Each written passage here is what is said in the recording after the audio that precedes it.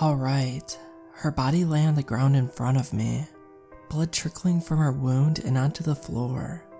Now, I wouldn't say this is much of an average day for me. Should I go back and explain the background of why there's a dead body on my floor? Or shouldn't I? Maybe it's best I do.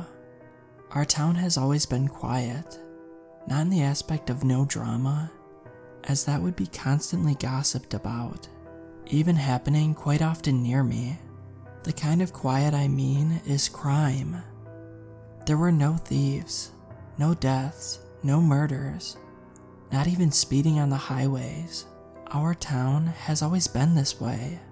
Until recently, a girl was found by a creek near the school. Her last conversation was with her mother, who she told she was going for a quick walk.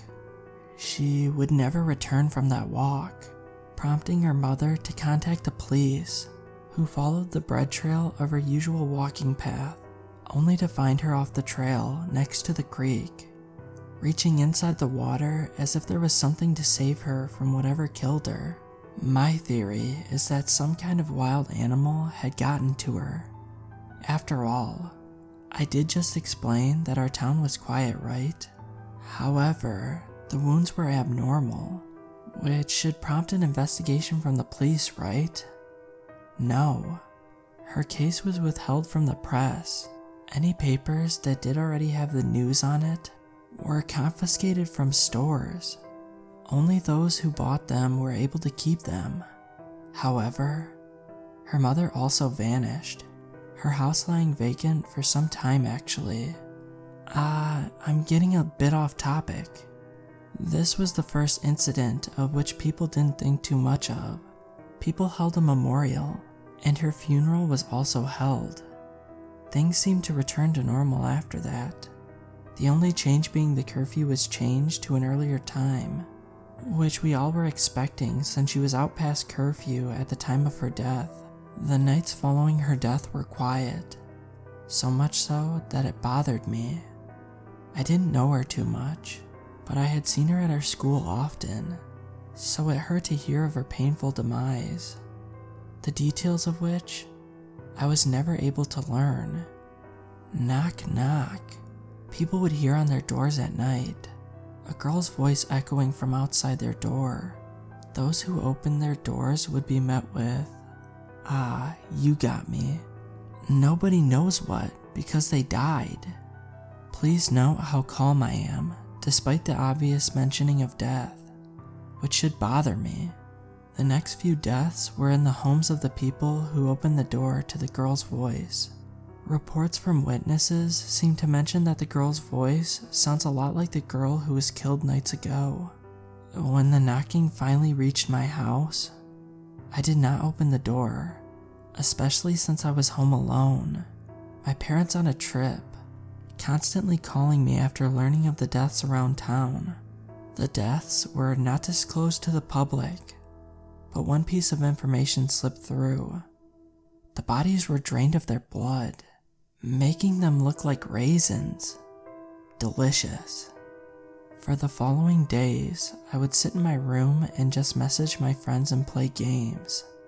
I had nothing else to do, since school was being held online, and going outside was becoming harder and harder with a reduced curfew. One night, I spent a couple hours in a call with my friend Andrew. Our conversation went somewhat like this. "You beat the boss yet?" he had asked.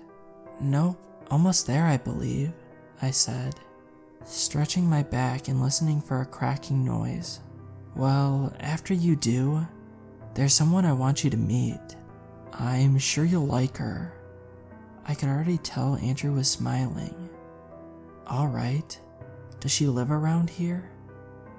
"Yeah, actually, she's the girl that sat alone all the time at school. She recently contacted me because of the curfew. I'm almost kind of relieved I got to her first. Who knows what would have happened if Colton got a hold of her," he said, to which I started to lose focus, no longer to hear what he was saying. Later that night, he did invite Emily to the call. I got along quite well with her. Her usual quiet self was now happy and loud. She seemed to be enjoying herself. "Can I come over sometime?" she asked me after Andrew left the call. "In a time like this?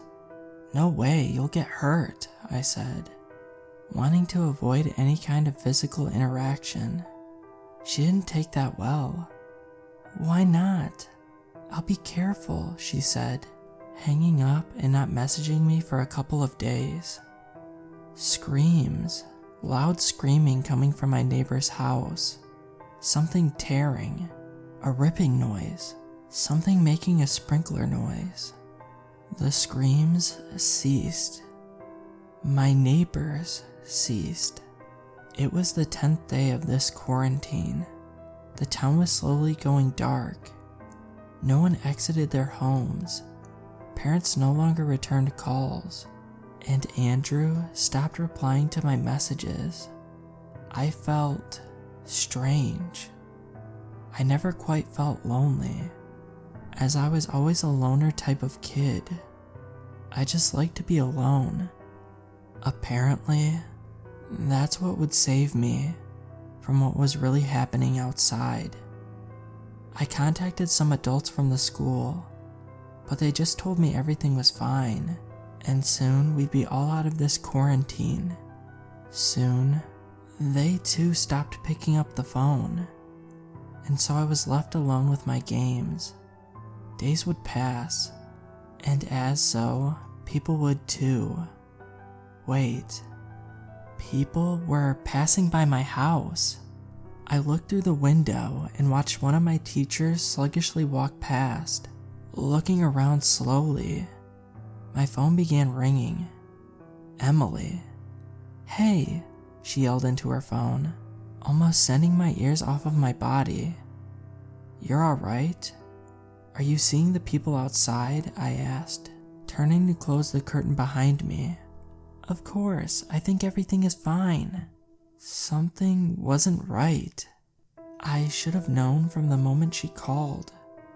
This wasn't Emily. This was someone. Something else. Something that didn't belong. Knock, knock. "Hey, can I come in?" Emily's voice asked, seemingly in front of my front door. "Emily?" "No," I said, swallowing hard. "Hey, can I come in?" she asked again. "Emily, go home," I said, making sure the door was locked. "Get away from me, please," she begged. Her voice sounded a little distorted as she began banging on the door. I dropped my phone, which still had the ongoing call. I stepped back as the door bursted open, and what looked to be Emily stepped inside. She smiled while looking at me, but a feeling told me to run, which I did. "Come back," she yelled, giggling as she chased after me, her shape lengthening and her bones cracking as she changed shape. Something tall with long fingers. It began to crawl on all fours, making sniffing noises as it chased me, using a distorted version of Emily's voice, saying things she had said on the phone that night. I closed my parents' door behind me, screaming at it to stop, to which it began copying my voice. The noise stopped, and it knocked on the door to my parents' room. "Emily, go home," it said in my voice. A perfect replica, a perfect creature. I began searching through drawers as it began banging on the door once more. I couldn't find what I was looking for, but I could hear it beginning to condense, and I could hear Emily once more. The door burst open, and I yanked what I needed in the drawer, aiming it at the thing's head. I pulled the trigger. The pistol went off and the creature fell backwards, twitching and screeching quite loudly. Emily's body contorted, twisted, and she let out a long, blood-curdling scream once more before her movements ceased. Since that night, I've been home, living off whatever food I have left. I get the feeling that no one is coming. I've resorted to eating the body. I'm sorry to ask, and hopefully there are people still out there. Perhaps this is only happening in my town, but would you mind helping me out? I really need a way out of this town. Meet new people and enjoy the views, please. I'll be waiting for your arrival, my new friends.